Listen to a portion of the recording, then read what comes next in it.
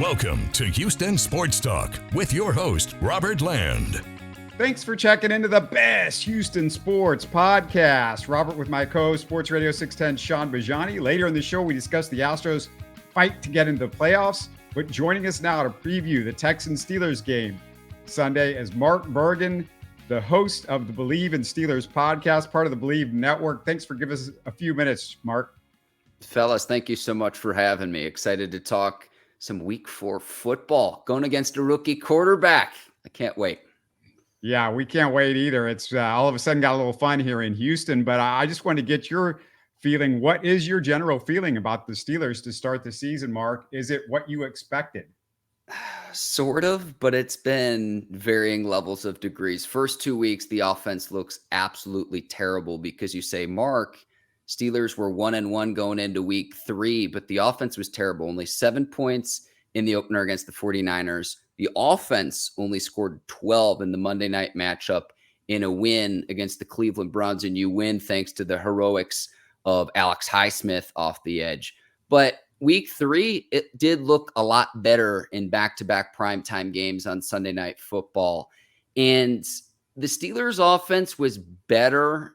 We could talk about some of the reasons why the competition wasn't as stiff in week 3 as it was in the first 2 weeks of the season for Pittsburgh. A lot of people have been calling for Matt Canada's job, the Steelers offensive coordinator. He factors into that mix as well. But you're sitting at 2-1. You're top of the AFC North division. You have an opportunity where you go on the road and you're favored in week 3 against a rookie quarterback. You've got to take care of business, go 3-1, because week 5, Steelers have the Ravens, division rival. It's pretty much a coin flip game because when those two teams play, it seems to go down to the final play every single time.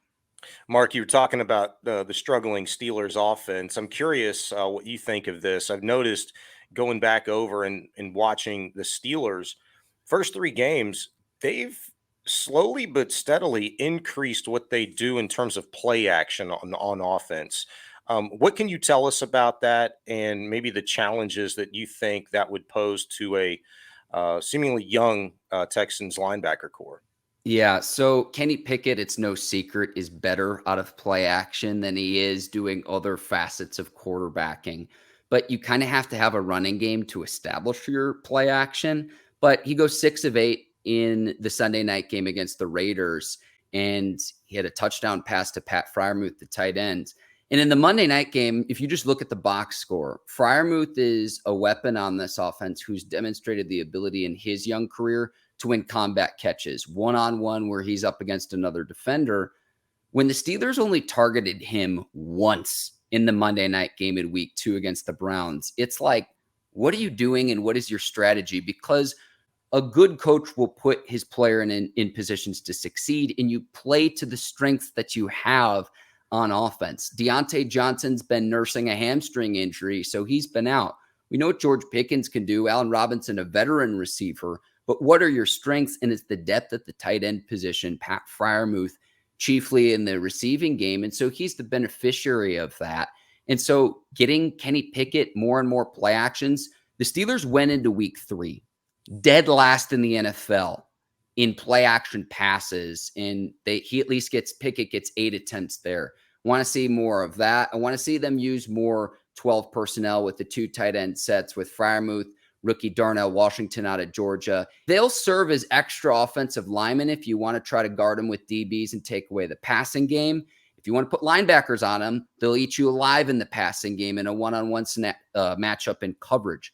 So that's what I want to see more from Matt Canada, not all of these jet sweeps or a lot of the predictability to where going into this game too, it's like, all right, the Steelers line up in shotgun, they're going to pass the ball. If Kenny Pickett's under center, they're going to run the ball. That's been the frustration, because if we're picking that up, watching the game on television as fans across America, what do you think an opposing head coach, defensive coordinator, scout is going to think when they've scouted this team a week in advance of the game? The predictability, it's been ridiculous, if I'm being honest with you, to say you're an offensive coordinator and this is what your game plan is offensively.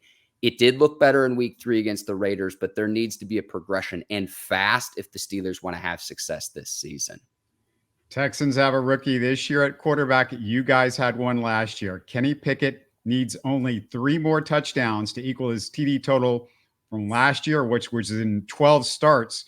Are you seeing progress from him this rookie season, since his rookie season, and is there hope for him?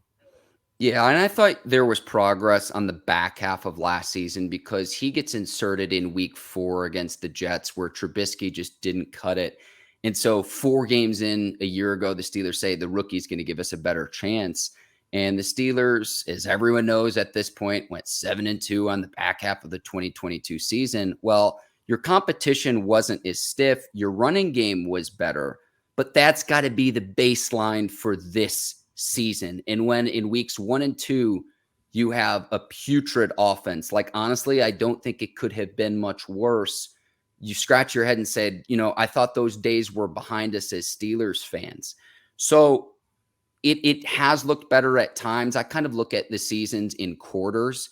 If they can take care of business against the Texans, that's a good place to be through 4 games of the season. Yeah, you'd like it to look better against the 49ers, but I think we can all agree the 49ers are a top 3 team. So you look at the Browns in week 2, very much improved defense with defense coordinator Jim Schwartz coming over, taking over there in Cleveland. So it hasn't been as much of a progression as maybe some people would like, but I have seen progression, and that comes from playing a lot of football collegiately when he was at Pitt, still playing at what's now Acrisure Stadium, used to be Heinz Field in Pittsburgh.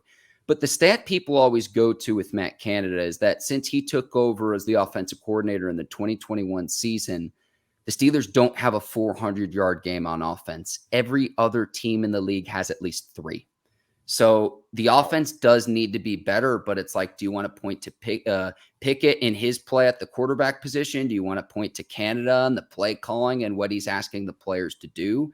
Offensively, the line hasn't been good, and that's why you revamp the line. You bring in Isaiah Seumalo in the offseason. You draft Broderick Jones with your first-round pick. There has to be accountability all the way across the board with the Steelers offense because no one's absolved. I think it's heading in the right direction, but against the stiff competition in the NFL, it hasn't looked great. The Steelers can take care of business against the teams that they're supposed to be, but then in the games where they're underdogs, they just don't stack up right now with the NFL's elite. Man, Mark, you hit on a lot there, but you said one thing that sticks out and I know resonates with the Texans when you talk about offensive line. They've been through it, man. Today in practice, we noticed that not only was Laramie Tunsil not there, Josh Jones, who's been filling in and who was acquired for a 5th-round pick from the Cardinals earlier this season, was not there as well. Their 6th-round pick is slated to possibly start at left tackle. And I have to imagine, knowing that, TJ Watt, Alex Highsmith, those dudes have got to be just licking their chops right now. I'm interested to know from you, what could we as Texan fans, people that just haven't seen the Steelers play a lot of football yet this season, what can we expect to see from Alex Highsmith and TJ Watt in terms of how they're used defensively in some areas that you think they could exploit the Texans? Great question. So Watt will always be lined up against an opposing team's right tackle. He doesn't necessarily always rush the passer on every single play because he's technically an outside linebacker. More plays than not, he will rush the passer. But the reason the Steelers do that is, think about it. Most quarterbacks in the NFL are right-handed. I also think there's something to the Steelers in saying if TJ Watt's such a dynamic edge rusher, most of the quarterbacks are right-handed, and your best offensive lineman tends to be your left tackle to protect the quarterback's blind side.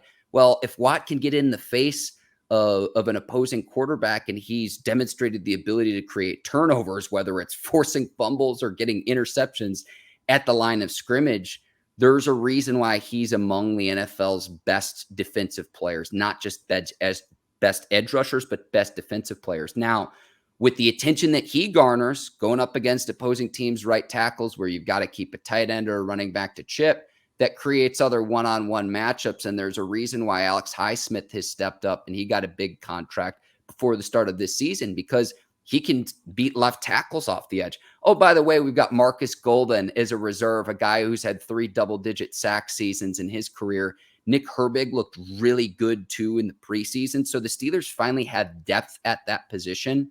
But with Watt, he creates the one-on-one matchups off the edge. And then it's Alex Highsmith, where he's coming off a year we had 14.5 sacks. He's got a silky spin move off the edge that you have to account for as well. But he's really the Jenga piece in TJ Watt, because we see what this defense is with him on the field, and it totally changes how the Steelers can play defensively versus when he was out last season with the pectoral injury and he had his knee scoped as well. The Steelers defense wasn't nearly as formidable. So he's really the key. And regardless of what you try to do to try to block him, he still finds a way to consistently make plays.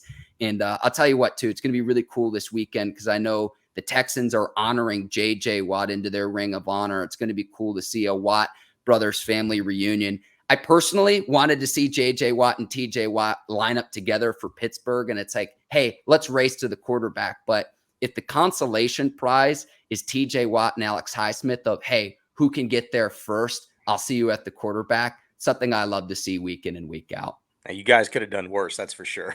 Absolutely. Something's got to give this week, Mark, because the Texans are 5th in the NFL in rushing yards per game. I mean, 5th from last in the NFL in rushing yards per game. The Steelers are the 2nd worst rushing defense. What's going on with you? We know it's our offensive line. What's going on with you guys on the other side of the ball? So the Steelers needed to refortify the interior. They run a 3-4 defense. And so gone are Miles Jack and Devin Bush. You bring in Cole Holcomb, Landon Roberts, and Quan Alexander to get into the mix there. Brian Flores is now also, he was your linebackers coach a year ago. He's now the defensive coordinator over for the Minnesota Vikings as well. So we saw this in 2021, and I don't know if this has ever happened in NFL history, where the Steelers led the NFL in sacks in 2021, but ranked dead last in the league in rushing yards allowed. I personally think some of that is a result of, look at the teams in your division. You've got to start Lamar Jackson and company who know what the Ravens can do running the ball on the ground when they've got it going. And then Nick Chubb, when he's healthy, is as good of a running back as there is in the NFL. So I think some of those stats can be inflated as a result of the teams that you have to play twice a year. But that's been kind of the bend but don't break facet of this defense, where the interior hasn't been quite as stout. I will say this, in Cameron Hayward's absence, because he's been out with a groin injury, I do really like what I've seen from some of the younger guys. DeMarvin Leal, a second-year player out of Texas A&M, and then Keanu Benton, a rookie out of Wisconsin. I think they've done a good job so far filling in for Cam Hayward. But, that's really been, okay, if you want to neutralize TJ Watt and what he can do off the edge, if you can establish the middle on offense at the line of scrimmage, and then more importantly, keep the defense on the field as well. This is where the offense hasn't helped the Steelers defense in playing complementary football. And you say, well, what happened in week 3 when the Steelers won and at one point had a 2-score game?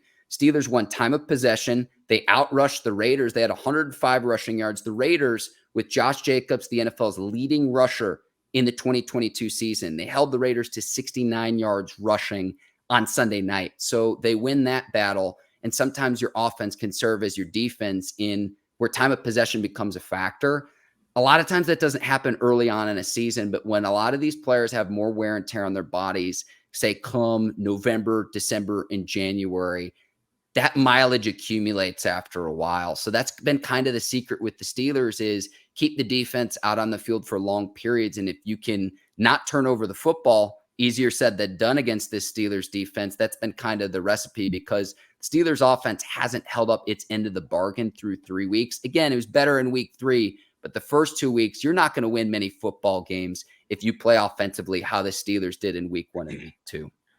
Mark, something I know a lot of people are going to be looking at this weekend as well is what C.J. Stroud and these receivers, along with their offensive coordinator, Bobby Slowick, can continue to dial up. We've seen a constant progression in terms of what the Texans can do offensively.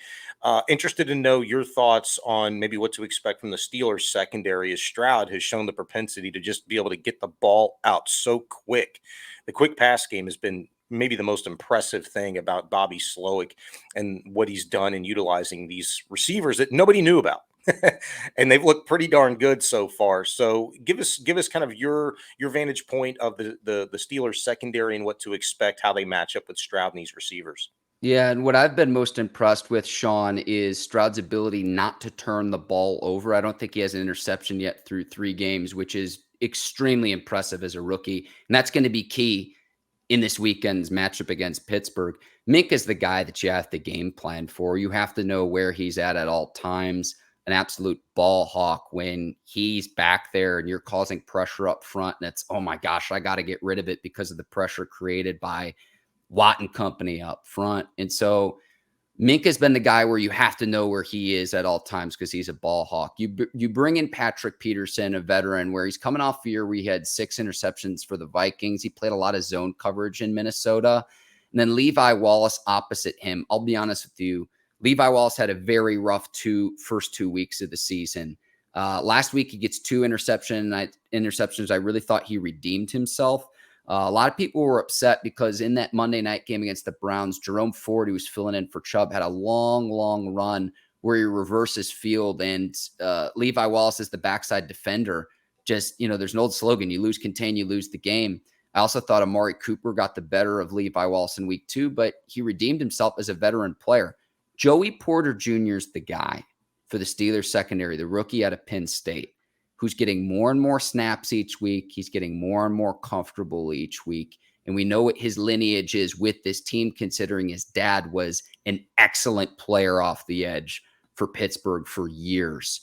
He's the guy I'm watching right now in the secondary as he gets more and more comfortable to where it's like between Wallace and Peterson, they're going to get fewer and fewer snaps as he gets better and better and more acclimated into this Steelers defense. You don't want to put too much too soon on a rookie. I kind of liken it. You go from the frying pan right into the fire as a rookie. But I like what I've seen from him so far. And when he was tested in the Monday night game in week 2, he was the guy who was targeted and he held up in coverage. There wasn't a pass interference call, and what that can do for a young player's confidence. I can't wait to see what he can do. And again, especially considering he's got the black and gold lineage with his dad too. It was cool in the preseason, his very first game as a Steeler. He got an interception in his first preseason game. He missed the first one, was played at home, and he gave the ball to his dad. So that was pretty cool to see. Pittsburgh guy, Penn State as well too. So there's the Pennsylvania connection. He kind of rounds out the Steelers secondary, but it was a secondary that wasn't good enough last year either. And that was the way that you could pick this Steelers team apart. Go back and pop on the tape from 2022 when the Steelers played Buffalo and specifically the Philadelphia Eagles and what A.J. Brown did to the Steelers last year. It's the reason why you have to go out and bring in Patrick Peterson. It's the reason why you have to go out and draft Joey Porter Jr. in the 2023 draft. Hey, Mark, before I get your predictions for this one, got to tell you that my first memories as a kid was the Love You Blue Oilers right here, baby, against that steel curtain. And I was 7 and 8 years old when they met up in back-to-back AFC title games, which were, by the way, the last 2 NFL conference title games Houston has experienced. Back then, the Oilers were also in the same division with the Steelers. So it was a hell of a rivalry for those that are younger than a zillion years old like I am and don't remember this. But over 20 years ago, when I was working for the CBS in Memphis as a sports videographer, my reporter and I had a chance to meet Lynn Swann at a function. And after a couple of quick questions for our station, me and my reporter dropped the microphone and the camera. And my reporter was also a Houstonian. So he tried to get Swann to admit Mike Renfro made the touchdown catch in the 79 title game, but we could not get him to do it, Mark. We couldn't get him to do it. I love it. I love the old school. I absolutely love that. This is like even before Earl Campbell, because at first I'm like, how old are we talking with like the Warren Moon era? And it's even before that. Oh, yeah.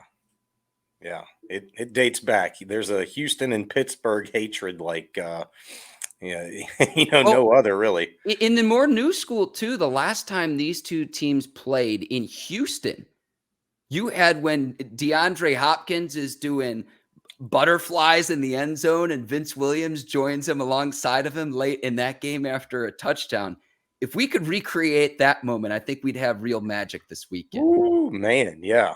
That was a great catch too that he made in the touchdown, Absolutely. if I remember correctly. And absolutely. And also, there was hatred, but there was also like real respect. I mean, Bum Phillips would talk about those Steelers teams, and he would talk about the respect that he had for those guys. But yeah, back in the day, it was something special when the Oilers and the Steelers met, and they were the one team that was the kryptonite for Earl Campbell. Let's get to the predictions, and the Steelers are a 3-point favorite. How do you see this one playing out on Sunday? I'm going to have the Steelers cover and win on the road. And I know you guys won't want to hear this with your audience, but I'll take the Steelers 24-20 against a rookie quarterback. And especially if the Texans have injuries along the offensive line, I think that's going to go a long way, because it's tough enough to block this defensive front in the passing game, even if you're fully healthy, let alone if you have injuries. And look, this is going to be the first time Kendrick Green's gone against his former team. I can't wait to see that matchup is this a matchup the Steelers exploit? Is it something where he's vengeful and he wants revenge against his former team? How that shakes out too. They always say it's a line of scrimmage game, but I am going to take the Steelers on the road to improve to 3-1 against a rookie quarterback who I will admit has looked very, very impressive. And one other thing too. We haven't talked at all yet about Will Anderson off the edge, and people might just say the stat sheet of, 1 sack. His win rate off the edge and his ability to beat double teams already as a rookie, he's getting double teamed a bunch. I think there's only 2 other edge rushers who have been double teamed more than him, and he's still impacting games early.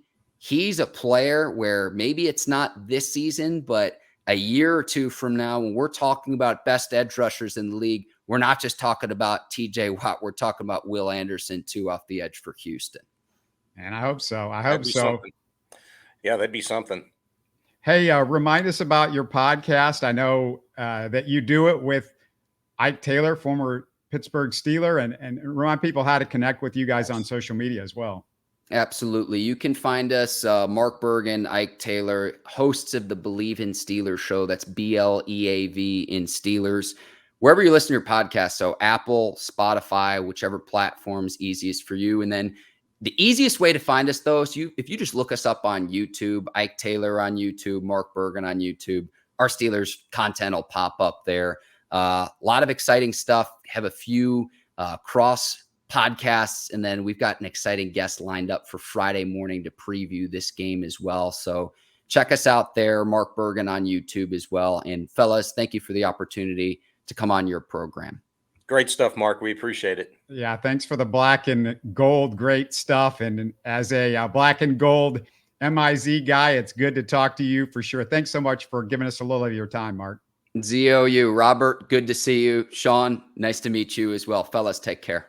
Yes, sir. All right, great stuff from Mark, Sean, and Pitre. Jalen Pitre looks ready, so the starting safeties are going to finally play together this week. I don't know, how that's going to look, because, it was a small sample size that we got a chance to see from them in the preseason. But, for us that, are there every single day, you saw it quite a bit in training camp. Look, this was when obviously Stingley was healthy and doing his thing. Stingley, Ward, Pitre, those guys, Steven Nelson too had a tremendous camp and is having a really good start to his season. Those guys were flying around all over the place. That secondary is legit. Just knock on wood. Hopefully the Texans, can kind of escape further injury back there. But the fact that you're getting Ward and Pitre together on the field with Nelson on one side, Shaq Griffin on the other side, presumably you could do worse in terms of a secondary. Shaq Griffin was probably the most intimidating, hard-hitting, fundamental tackler that the Texans had last week. So it's going to be really interesting to see those guys operate back there. Is it Austin DeCoulis if Josh Jones can't go? We didn't get a chance to see first team offense or anything, but the routine by the Texans and CJ Stroud, particularly every day in practice, after they break off from stretching, CJ takes 1 rep with usually turns out to be the starting offensive line for that upcoming week's game.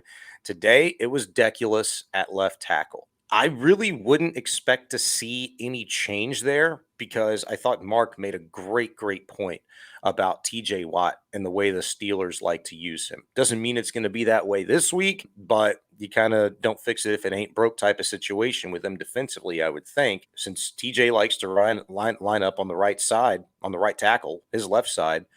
I don't know why you'd want to put the guy over there that you're most worried about in terms of protecting CJ Stroud. George Fant has done a pretty serviceable job, and he's used to playing next to Shaq Mason. They've been doing it since really day one of Titus Howard going down with his hand injury. So the question becomes whether or not Austin Deculus can have a good week of practice at left tackle, and whether or not the new guy that they brought in, his name escapes me right now, they just signed him a couple of days ago, how quickly he could get caught up. I mean, he's there for a reason to serve as a backup at the very least, I would imagine. So it's going to be interesting to see.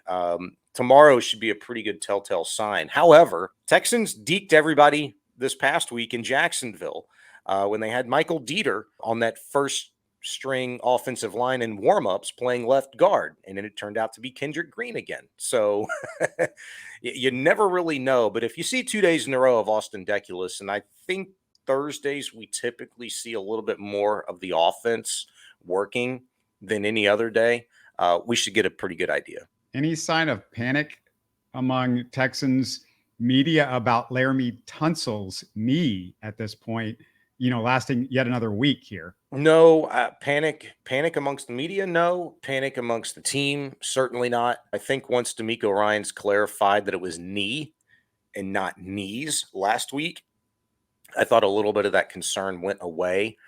But, the more and more I started to kind of think back and what I observed from Laramie Tunsil, he wasn't moving good.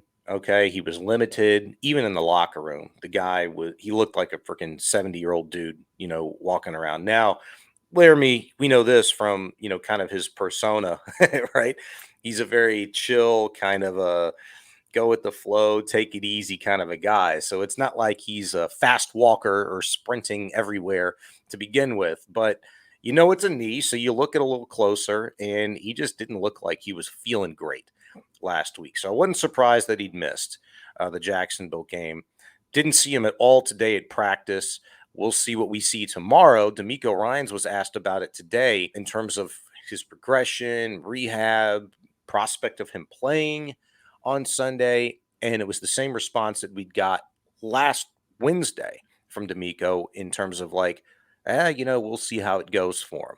So not exactly like a ringing endorsement, which I thought should have been a pretty telltale sign last week. You didn't get a ringing endorsement from DeMeco Ryans. If you stack them up side by side, what he was saying about Jalen Pitre sounded a whole hell of a lot different coming out of his mouth when he was talking about Laramie Tunsil. Yeah, Patrick Storm said that he's not playing. He basically said that he's hearing that he's not going to be able to play against Pittsburgh. Possibly. And look, I haven't heard that. Not saying that that's not the case, but I also heard the same thing about Josh Jones, that he's just flat out not going to play at left tackle either. So it's Austin Deculus or the new guy. And Deculus lined up with the first team offensive line this morning for albeit just that one rep that we were able to see. Again, tomorrow's going to give us a pretty solid indication on what to expect going into Friday's last practice before the final injury report comes out for the week. And then you'll kind of go from there. I have to say, it's always a dangerous situation when you're going up against pass rushers like TJ Watt and Watt Highsmith, right? But this would be the third offensive line and the third left tackle that the Texans have trotted out there through just the first 4 weeks of the NFL season. And to see the job that they did against the Jaguars last week, that was pretty damn impressive. You knew Josh Allen was going to be coming for your butt if you were CJ Stroud. He only touched him 3 times, 3 quarterback hits, no sacks. Just incredible, the turnaround that this offensive line had in just 1 week's time. But it was the continuity, right? That was the first time all season, and hell, maybe the first time in a long time that you'd had the same offensive line go out there with a dude that you knew could play quarterback. Okay. The thing is going to be, to see on Sunday just how the Steelers decide to attack this line and Stroud in this quick pass game. If they throw some different exotic looks and try to throw a wrench in and make CJ hiccup a little bit, I feel like Slowick has done an incredible job with the route concepts to this point and the good run pass balance just of calling the game to just throw the defense off a hair. That millisecond matters. So I want to see how that looks on Sunday, regardless of who's at left tackle. I'm going to come back to the O-line in just a sec, but your 6'10 colleague, Sean Pendergast, you made a great point, I thought. DeMeco, Sean is facing his third Super Bowl champion head coach in 4 weeks, and the fourth head coach, Shane Steichen, had just won a Super Bowl as an offensive coordinator. So pretty remarkable way to start the season for DeMeco. Yeah, I knew Sean had that in his bag. I'd heard him mention something like that before the season had started, because you're trying to find different ways you can kind of attack and break down every team, every opponent, the story within the story, if you will. And so I'd actually heard him mention that. It might have been to me directly before. And it's one of those things, boy, it sounds like a hell of a, tough hill to climb. And it is. And I almost think we maybe take DeMeco for granted a little bit too much in the sense that, hey, he had a decade as a player. And after just taking a year off, he jumped right into the 49ers organization and became a defensive analyst and then a linebacker coach and then a very successful coordinator, obviously. And so it's like, yeah, who cares who he's facing as a head coach? It doesn't matter. It clearly matters. I mean, we're talking about and watching it play out before our very eyes, the progression of a rookie head coach, just like we're watching it play out with a rookie quarterback and a rookie edge rusher and Will Anderson, so on and so forth. And so it does matter because it's one thing to be able to get your guys to play the way that you want them to play. But when you're also running the defense, it comes down to in-game management and making the right calls, putting them consistently in the right position to make plays. That's really the test for DeMeco week in and week out because he's got a lot of NFL experience. Guys that have been in the league, maybe not in their particular roles that they're in this season, but he's got a lot of experience, 20 plus years for a guy like Matt Burke, so on and so forth. The game managing thing, I don't necessarily worry too much about, but it's about having that on your plate and defensively being able to consistently make the right calls when you're going up against seasoned head coaches that, know the little intricacies and know just certain things to do, certain looks to give you, and just kind of make you, freak out a little bit. Those are the kinds of things that I think DeMeco is yet to really experience on a game in and game out level. And so it's always going to be fun to kind of see how he adapts, how he handles that every week. Haven't had a whole lot of positives with the Texans last few years. So let's have fun. Let's do some positive Texans stuff. And how good has CJ Stroud been on third down after 3 games? This number I saw up on social media, and it's amazing. He's first in touchdowns to interceptions, his ratio. He's first in yards, completions, passing TDs, big pass plays. So this is all third down stuff. He's second in completion percentage and passer rating on third down. And Sean, here's some more positives. Tank Dell, number 1 in the NFL in passer rating when targeted, according to Pro Football Focus. I don't even understand that, but hey, it sounds good to me. Blake Cashman was the highest graded linebacker by Pro Football Focus this week at 91.4. And 3 of the Texan offensive linemen have graded out very good for the season. And I'm saying for the season, I know we're only 3 games in, but George Fant, 71.4, Shaq Mason, 66.9, and Jared Patterson, 60.7.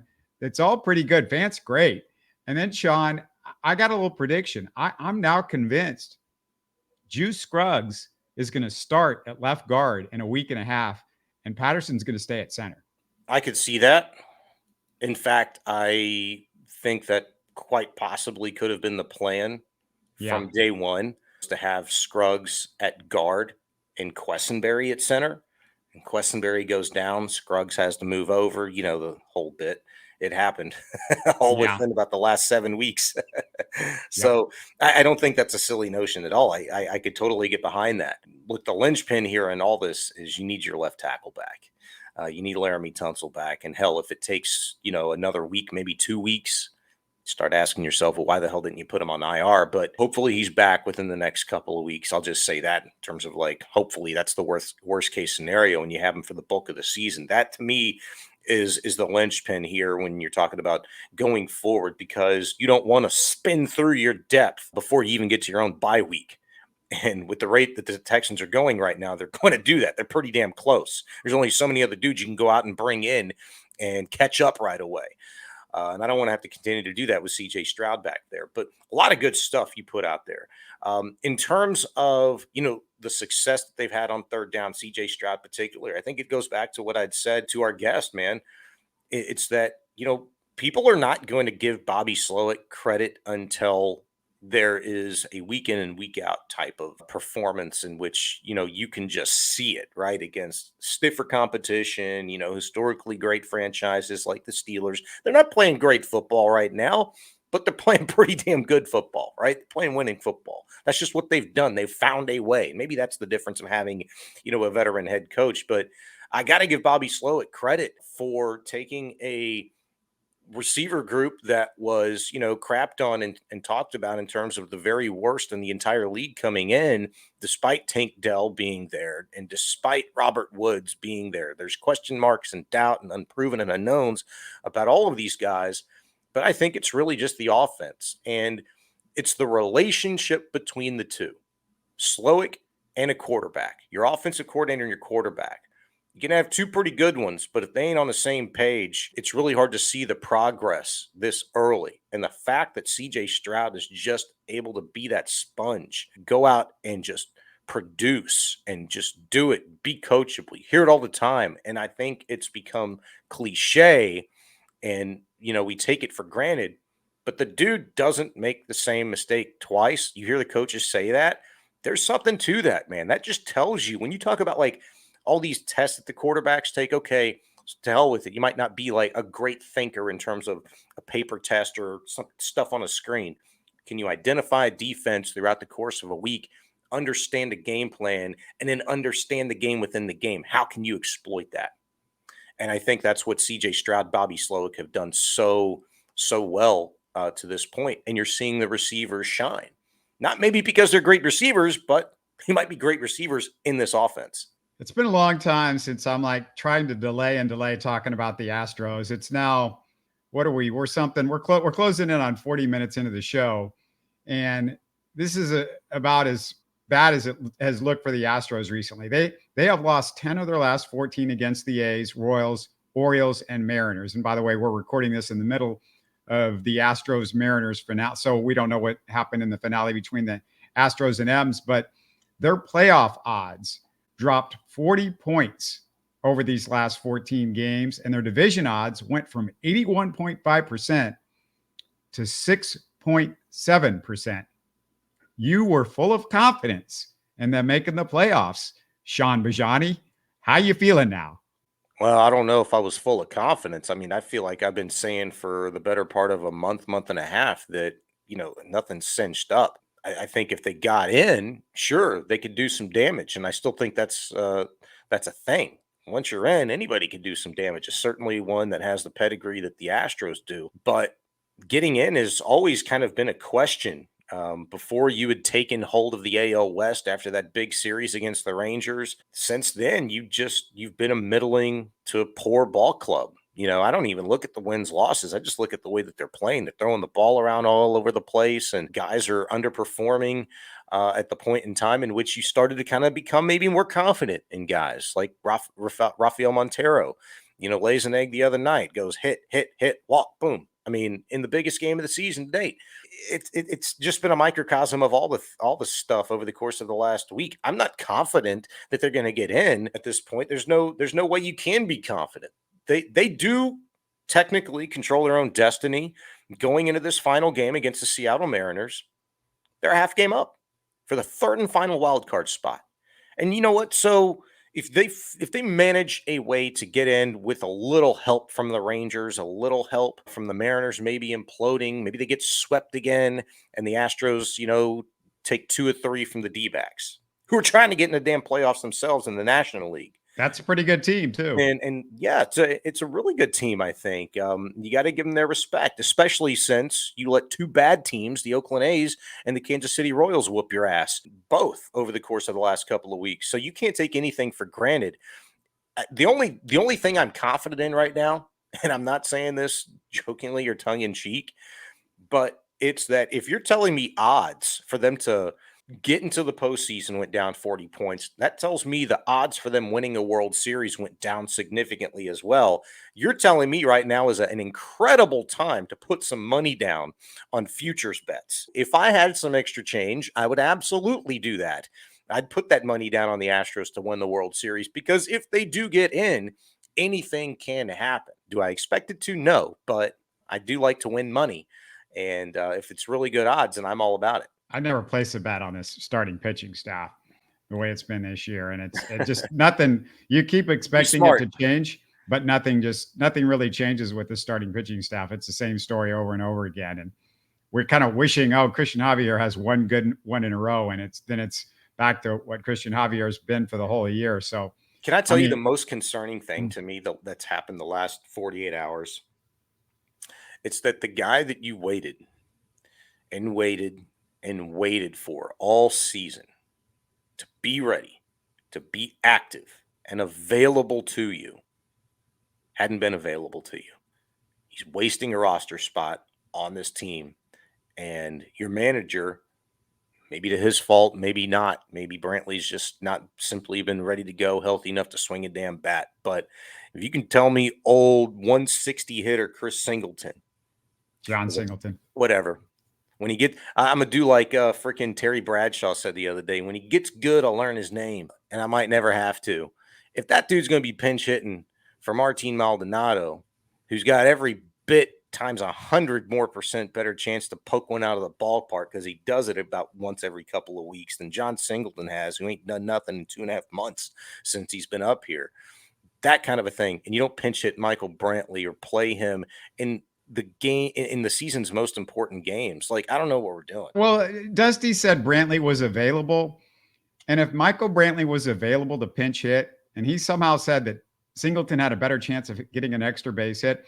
Look, Michael Brantley has got a better chance to get an extra base hit if he was in a wheelchair in an assisted living home and he was underwater and he had one arm left because he had lost the other arm. He would still have a better shot than John Singleton in his prime. So I don't know what Dusty is talking about. And I worry about Dusty's senility more and more with each of these post-game quotes where he's given you this information that is just flat out wrong. He says this is a better chance and that's a better chance. And I don't know where he's getting this magic information from, but it's not good. And, Dusty, again, I'm just wondering, what's going on with this guy. And this has kind of been we're acting surprised, but this has been Dusty's deal. He's great at managing people, and that helps a ton when you first get there because he gives guys confidence and all of that stuff. But there's also the Dusty Baker that just makes head-scratching moves. Sometimes it's pitching, but for the Astros, mostly it's been hitting. It's just been lineups and, who he plays and whatever, and confidence in guys. And look, I heard that, there was people getting in the DMs of Martin Maldonado's family members and saying stuff. And, look, that's just ridiculous. But I also heard that Martin Maldonado was approaching media people and, upset about what they were saying. Look, they're truth telling. That's journalism. Hey. You can't be mad at the journalists if they're just saying what's going on. If there's somebody to be mad at, it's got to be Dusty Baker because he's not putting the right guys in the right situations. I hope that's not true, though, with Maldonado, because there's no reason for you to approach media members about what's being said or written about you. Your ass shouldn't be paying one bit of attention to it. Get your head in the film room.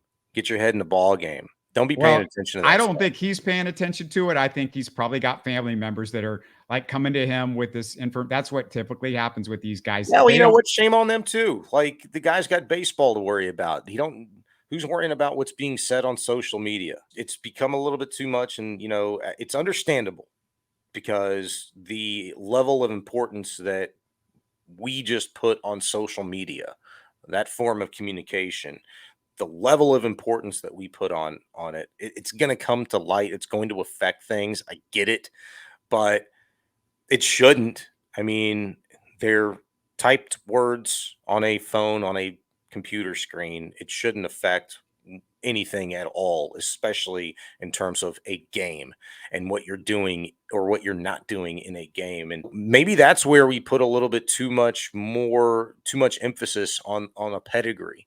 Guys that have been there, done that before. He'd been there and done that before. Presumably he did it without paying so much attention or hearing so much of the outside noise. Maybe now it's just gotten so damn loud because of the expectations put upon you. Well, it's simple. It's just he's not hitting like he used to earlier in his career, and he's got a guy behind him that looks like one of the best young catchers in baseball. And I just got to say this because I put up on social media a message to Martin Maldonado, and I basically wrote this thing, and I said, look, we know it's not you, Maldi. That's, we're going to love you forever because you brought us a championship as the starting catcher and a leader on that team. But, this is about Dusty Baker. And then I had people on there, and it's just typical social media. They get on there and start replying, no, we don't like him. We hate him. Well, if you don't like him and you hate him, you're not an Astro fan. That's plain and simple. If you don't like a guy because the manager's putting him out there, and I saw some people say, well, I'm mad because as a leader, he should sit himself down. Shaun, I've been following sports my whole life. I've never seen an athlete say, you know what, sit me down, coach. I don't want to play. I don't think there's a manager or a coach that would respect a guy that says that. And as far as the players are concerned, none of them got to where they were because they lacked confidence. And you don't want him to feel that way. You want him to feel like every day when he goes out there, he's going to hit 4 home runs and be the best catcher in baseball. And it's just ridiculousness that people are like, well, Maldi needs to just sit himself down. That's what he needs to do. I'm like, that's just ridiculousness. Yeah. Well, you're getting a little bit of taste of what it's like to have been, I guess, Yankee, Red Sox, Dodger, Cardinal fan over the last 20, 30, 40, 50 years. Yeah, I don't want you people in Astros fandom. Get out. That's what I say. Get out. If that's the way you are, get out. There's no room for jerks in Astros fandom. And I don't want to be the reason why we hate the Red Sox and Yankees, because we're not the Red Sox and Yankees. So don't be them, Shaun. Don't be them. Right. Yeah. Careful what you wish for. Just wanted to make the point. You're going up against the Diamondbacks team the last, was it 3 games, right? Yeah. That is playing baseball right now. And it's looking like they want to get in the playoffs a hell of a lot more than the team that's been there for the last 6 straight years, that's played in the last 6 straight ALCSs. Yeah. I just don't buy this. I don't buy the who wants it more. I just think, honestly, the Astros they're not good enough because you know why? Their starting pitching stinks, and it stunk for most of the season. But starting pitching doesn't cause your second baseman to airmail a ball into the stands. But it's pitching doesn't these are things that look. I understand we're going to blame. Well, they didn't hit this game and they didn't hit that game. They were still one of the best hitting teams in baseball. Period. And look, why is this team not what it was in years past? It's starting pitching. It's plain and simple. Well, yeah, sure. Look. We know that. Starting pitching. Let's go through it. Luis Garcia, gone for the season. Jose Urquidy, pretty much gone for the season. He hasn't really been a starting pitcher this year. Lance McCullers, gone for this. This is 3 of your 5 starting pitchers are gone for the season. Framber Valdez has not been the same in the last few months, which probably it's the workload of a short off season and the WBC and not ramping up, like I've said before. And Christian Javier has not been the same all season. Christian Javier basically did not show up this year. The Christian Javier that we know. They've lost 4 of their 5 guys. They've had to rely on 2 rookies to do most stuff. And one of them pitched great and one of them didn't. But you just can't. Look, this is about you can talk about, well, this game it was the hitting, and that game it was the hitting, and this game it was the That's defense. baseball. It's the starting pitching is the dang story. That's the story. End of sentence. That's the story of this Astros year. Starting pitching, period. Yeah. I mean, obviously we know that, but when you get down to the final week of the season, you're going to analyze it on a game in and game out basis. They lose that 6-5 ball game, the other night to the M's, and you look at the mistakes that cost them in that game. And yeah, the starting pitching wasn't great either, but this offense has been so damn good. This defense has been so damn good over the stretch of these last 6 years. More times than not, especially when it becomes nut cutting time, you expect guys to rise to the occasion, to make plays. And they're not making plays. They're making plays for the other team. They're shooting themselves in the foot more times than not when you're already behind the 8 ball. If your starting pitchers, allowed a big inning already within the first 3 frames.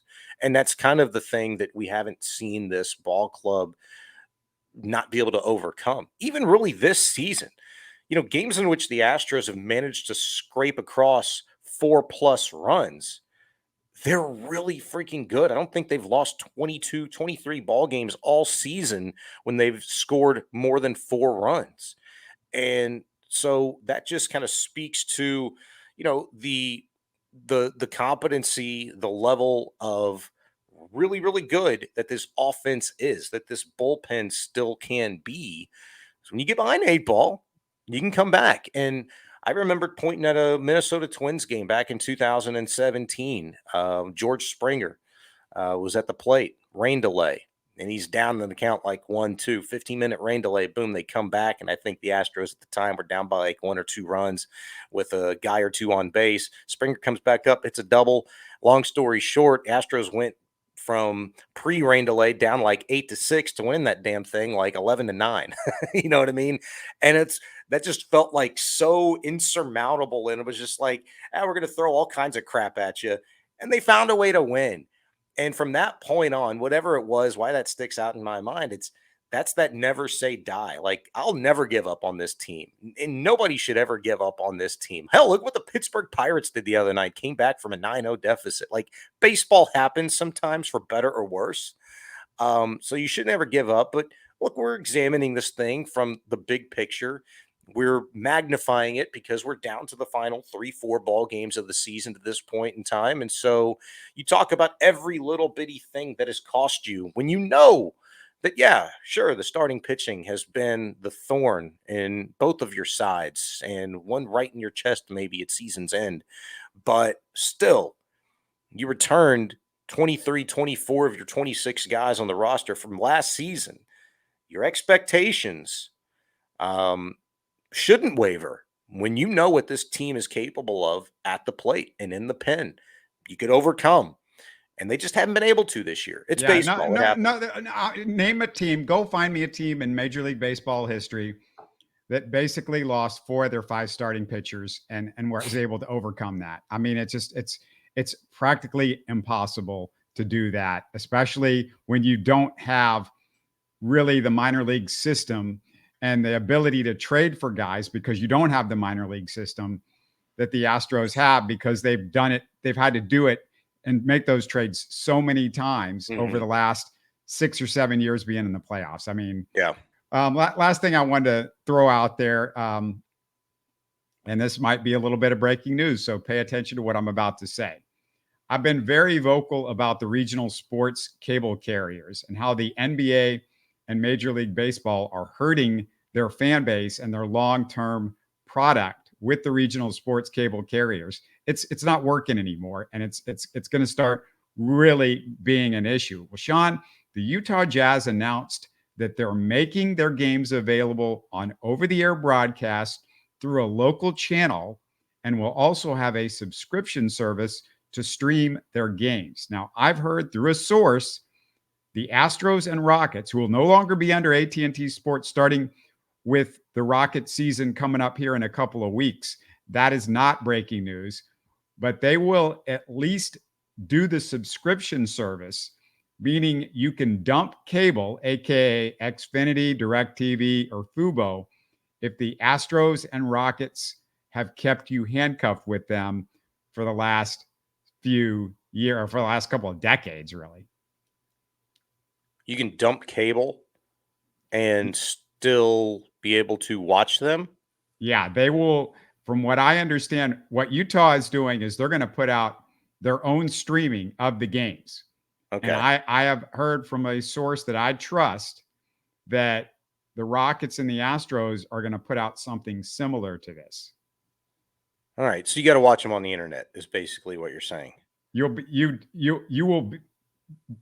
will be able to as a choice. But I assume that they're going to still put those games on the regional cable or some sort of regional cable situation. Yeah. They basically have taken over. If people don't know, it was put out there by Jason Bristol with Channel 11 just within the last week or two that they were going to take it over from AT&T Sportsnet, because AT&T Sportsnet, Warner Brothers is going out of business for this deal. Yeah. So just like a lot of these cable services, a lot of these regional cable services.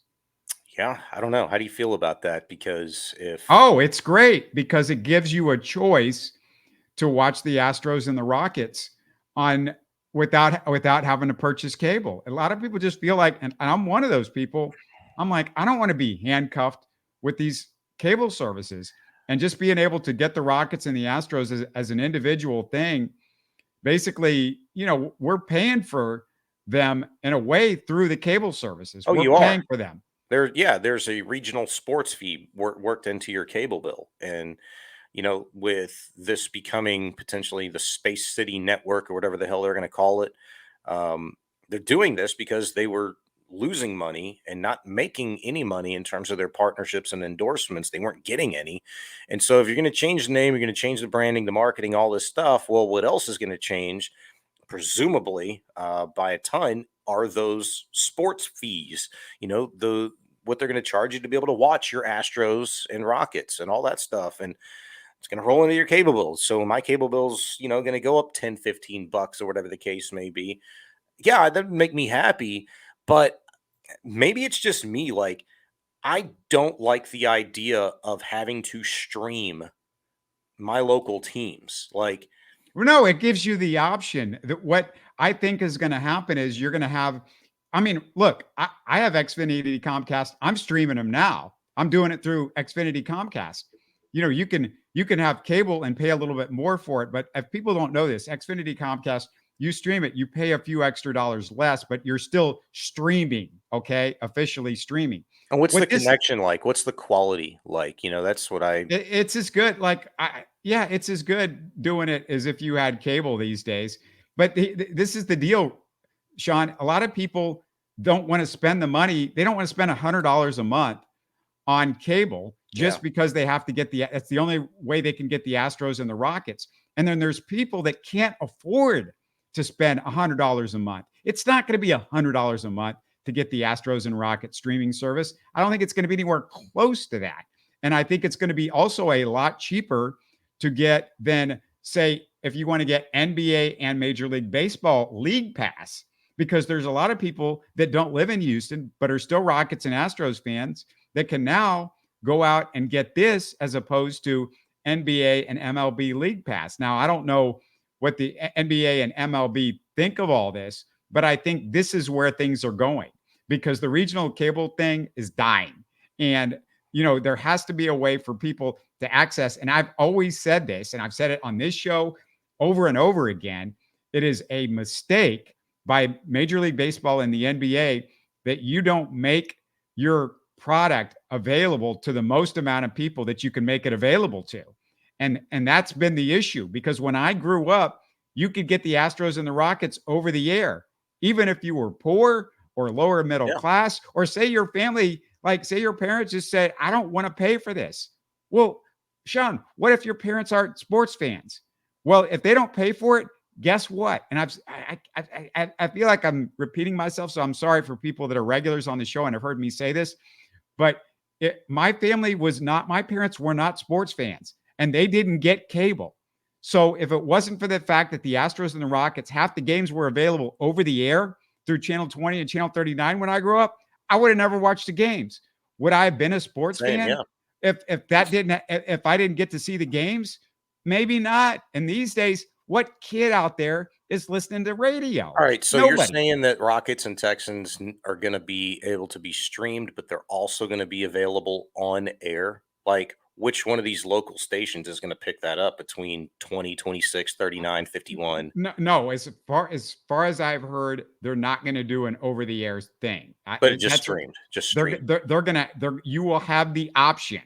To Look, stream. the option, Yeah. okay, to stream Astros and Rockets through a subscription basis with their own channel. If it means I can save money, I probably speak for everybody on this. You can still watch your product and save money. You're doing it. You're all in. So, yeah, I think if that's going to turn out to be the case, it's worth exploring.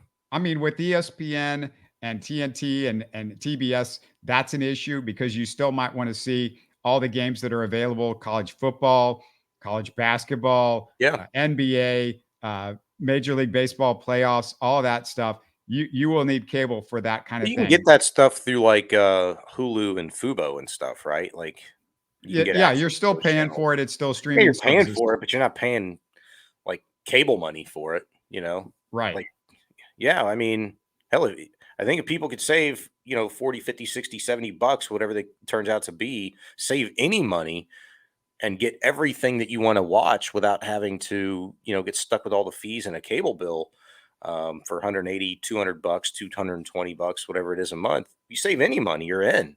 And that's what I've been waiting for. It's been give or take, Yeah, I could go and get Fubo, but okay, I don't get AT&T Sports, maybe you do now, but at the time when I was looking at it, you couldn't. And like that's not doable for me.